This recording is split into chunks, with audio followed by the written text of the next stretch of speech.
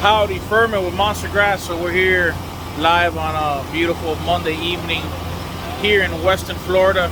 Check out this nice concrete driveway we're working on.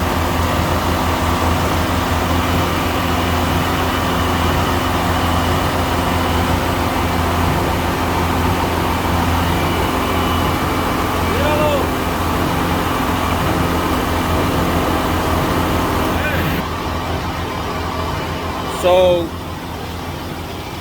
this is a concrete driveway.